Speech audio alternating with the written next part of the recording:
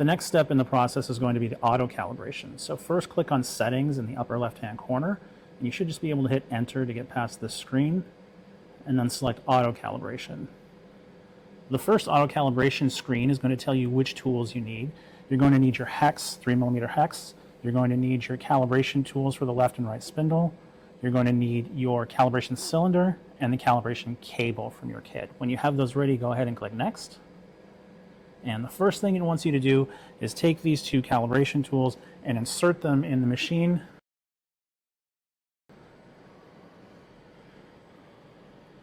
So get yourself in place, and then on the software, you can open the collet, and then close. Second tool.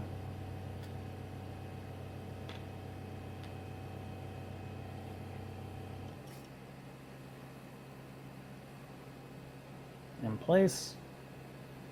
Open it from the software, press it all the way in, and close. Okay.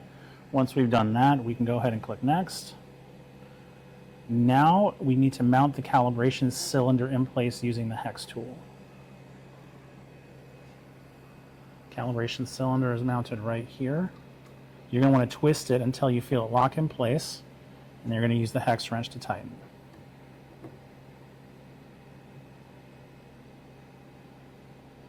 It is a torque wrench, so you can't over tighten it. Okay.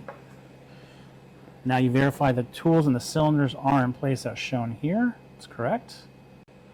The next step is connecting the calibration cable. Okay, so there's a few instructions here, but we're going to begin by connecting the calibration cable to the back of the computer. Oh, sorry, the back of the mill. Now, the other end of the calibration cable are two little magnetic circles here. We are going to touch each one of those to the metal cylinder, and we should see that little touch signal go off on the bottom there.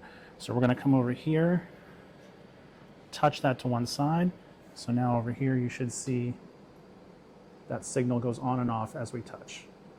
You're going to want to do that with both of the cylinders. And then once you verify the connection is there, go ahead and put each one of those on a spindle.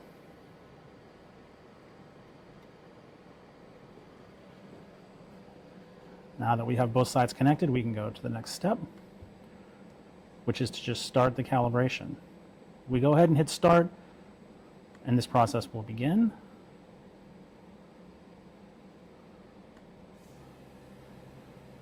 And at this point, there's nothing to do but watch it as it moves.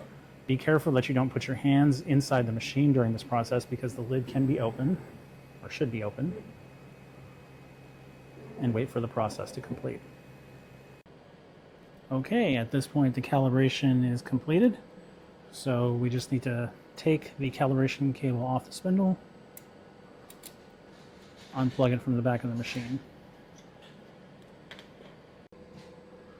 And we can close this, and the next step, we're finished, and then we just remove the dummy tools from the collets again, just like we did before. Hold them and then release in the software.